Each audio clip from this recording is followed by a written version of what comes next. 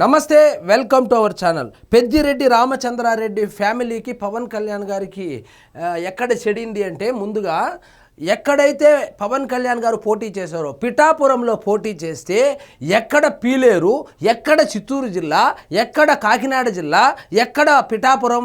So Pithapuram నియోజకవర్గానికి సాక్షాత్తు పెద్దిరెడ్డి కుమారుడైనటువంటి మిథున్ రెడ్డి అక్కడ వెళ్ళి కూర్చొని ఎలాగైనా పవన్ కళ్యాణ్ గారిని ఓడించాలని చెప్పి అక్రమంగా సంపాదించినటువంటి డబ్బులను, అదేవిధంగా అక్కడ లోకల్ నాయకుల్ని కొనేసి పవన్ కళ్యాణ్ని ఓడించాలి అని చెప్పి తెగ ప్రయత్నం చేశాడు. పవన్ కళ్యాణ్ గెలిచాడు, డిప్యూటీ సీఎం అయ్యాడు, మంత్రి అయ్యాడు. అదేవిధంగా జగన్మోహన్ రెడ్డి గారు 151 సీట్ల నుంచి 11 సీట్లకు పడిపోయి ప్రతిపక్ష హోదా కూడా కోల్పోయాడు. ఇది జరిగినటువంటి కథ. ఇప్పుడు పెద్దిరెడ్డి రామచంద్రారెడ్డి గారి మీద పవన్ కళ్యాణ్ గారి కన్ను పడింది. ఇప్పుడు కాదు, అటవీ భూములు ఆక్రమించారనేటువంటి ఒక న్యూస్ రావడము, ఆ అటవీ భూములను సర్వే చేపించి నిజంగానే వాళ్ళ భార్య పేరు మీద కావచ్చు, వాళ్ళ బంధువుల పేరు మీద కావచ్చు, అక్కడ అటవీ భూములను ఆక్రమించి పెద్ద ప్యాలెస్ కట్టుకున్నాడని చెప్పి మనం ఇదే ఛానల్లో ఆ వీడియోలతో సహా నేను చూపించాను, ఫోటోలు కూడా చూపించాను. దానికి సంబంధించి నిన్న మంత్రివర్గ సమావేశంలో చంద్రబాబు నాయుడు గారు పవన్ కళ్యాణ్ గారిని మెచ్చుకున్నారు. సో చాలా శభాష్, బాగా చేశారు. ఆ ఫోటోలు వీడియోలతో సహా సో పగడ్బందీగా ప్లాన్ చేస్తున్నారు ఈ పెద్దిరెడ్డి రామచంద్రారెడ్డి గారికి. దానికి సంబంధించినటువంటి న్యూస్ ఒకటి ఉంది, చూద్దాం రండి. పెద్దిరెడ్డి డేంజర్, ఆక్రమణలన్నీ వీడియో తీయించా, పూర్తి సాక్ష్యాలున్నాయి, ఇక కట్టని చర్యలు తప్పవు. కేబినెట్ భేటీలో పవన్ ప్రస్తావన, అభినందించిన సీఎం మంత్రులు. గతంలో పెద్దిరెడ్డిపై భూ కబ్జా ఆరోపణలు, ఇప్పటికే విచారిస్తున్న అటవీ అధికారులు, పవన్ జోక్యంతో చర్యలు తప్పవని టాక్. ఈ కేసును పవన్ కళ్యాణ్ గారు డీల్ చేస్తున్నారు కాబట్టి ఖచ్చితంగా పెద్దిరెడ్డి రామచంద్రారెడ్డి చిక్కుల్లో పడనున్నాడని చెప్పి రాజకీయ వర్గాల్లో అయితే టాక్ నడుస్తుంది. ఒకవైపు పెద్దిరెడ్డి మిథున్ రెడ్డి ఆంధ్రప్రదేశ్లో జరిగినటువంటి లిక్కర్ కుంభకోణానికి సంబంధించి సో జైలుకి వెళ్ళాడు, బెయిల్ మీద బయటకు వచ్చాడు. సో ఇప్పుడు పెద్దిరెడ్డి వంతు వచ్చింది. పెద్దిరెడ్డి రామచంద్రారెడ్డి కూడా జైలుకు వెళ్ళబోతున్నాడు. ఆయన అటవీ భూములు ఆక్రమించాడు.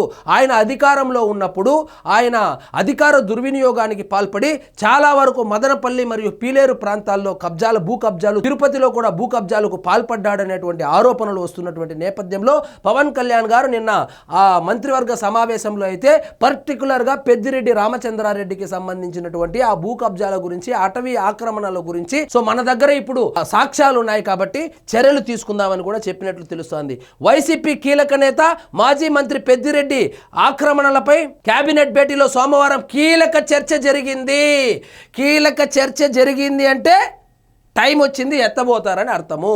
పెద్దిరెడ్డి భూ కబ్జాలపై తీసుకోబోయే చర్యలపై మంత్రులతో సీఎం చంద్రబాబు చర్చించారు. పెద్దిరెడ్డి ఆక్రమణలపై పూర్తి సాక్ష్యాలతో వీడియోలు తీయించారని కేబినెట్ సమావేశంలో డిప్యూటీ సీఎం పవన్ కళ్యాణ్ చెప్పారు. ఈ సందర్భంగా పవన్ పనితీరును సీఎంతో పాటు సహచర మంత్రులు ప్రశంసించారు.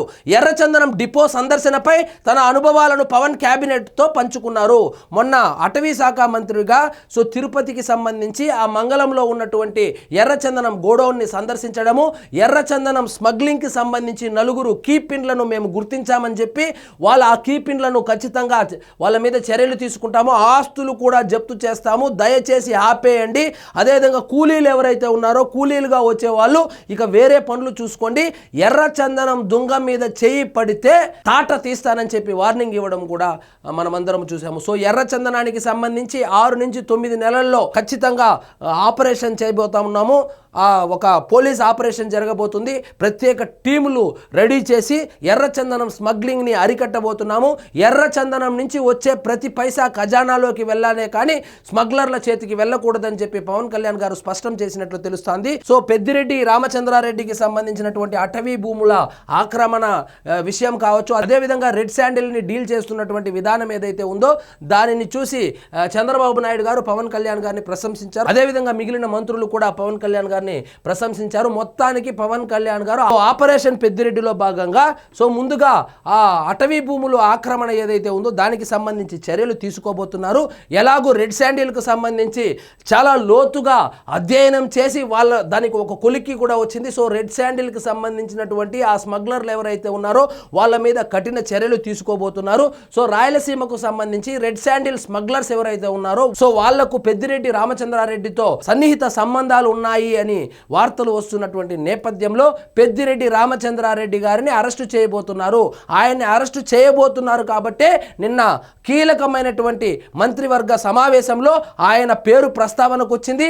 ఆయన ఆక్రమణలు కావచ్చు, ఆయన దౌర్జన్యాలు కావచ్చు, ఆయన అధికారంలో ఉన్నటువంటి వ్యవహరించినటువంటి తీరు కావచ్చు, మొత్తం ప్రస్తావనకు రావడం జరిగింది. సో మొత్తానికి పెద్దిరెడ్డి రామచంద్రారెడ్డి గారిని అయితే అరెస్టు చేయబోతున్నారనేటువంటి వార్తలు వస్తుంది.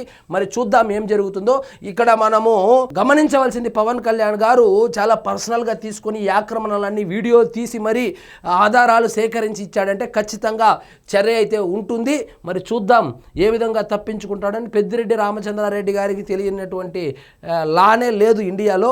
మొత్తం న్యాయశాస్త్రాన్ని అవపోసనం పట్టినటువంటి పెద్దిరెడ్డి రామచంద్రారెడ్డి ఏ విధంగా తప్పించుకుంటాడో చూద్దాం మరి. సో ఇదండి ఈరోజు మన టాపిక్. మీకు ఈ వీడియో నచ్చినట్లయితే లైక్ చేయండి, షేర్ చేయండి, ఛానల్ మాత్రం సబ్స్క్రైబ్ చేసుకోవడం మర్చిపోవద్దు.